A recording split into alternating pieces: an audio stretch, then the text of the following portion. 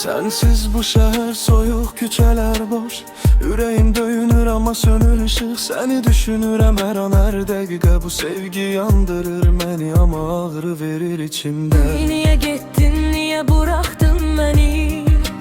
Sözlerinle kırdı kalbimi derinden. Kırıldım sanki dünya üzerimde. Sen gidenden sonra kalmadı hiç ne elimde. Dön getir bu hissi sona kadar. Bu sevgi yandı ama hiç sönmeyecek.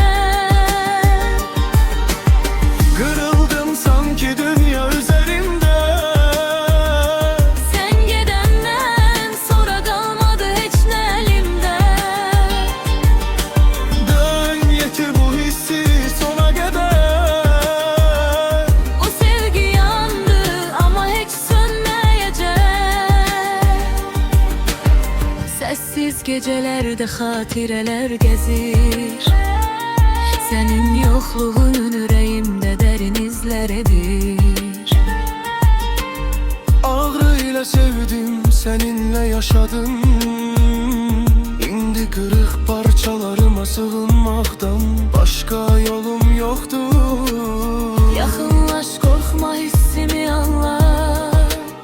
Bu sevgi hele de yanır, sönmeyeceğe inan bana. Kırıldım sanki dünya üzerimde. Sen gidenden sonra kalmadı hiç ne elimde. Dön getir bu hissi sona kadar. Bu sevgi yandı ama hiç sönmeyecek. Kırıldım sanki dünya üzerimde. Sen gidenden sonra kalmadı hiç ne elimde. Dön getir bu hissi sona kadar.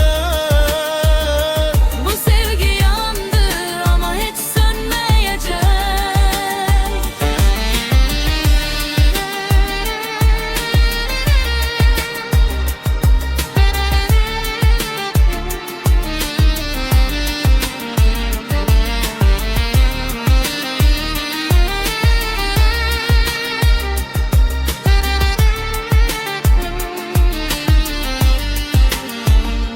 Kırık hisler ama yüreğim sana bağlı. Sonsuz sevgi tekçe bize ait. Bir adım sen, bir adım ben. Bu sevgi hiç vaxt ölmez. Hiç vakt bitmez. Hele de yanır. Yüreğim seninle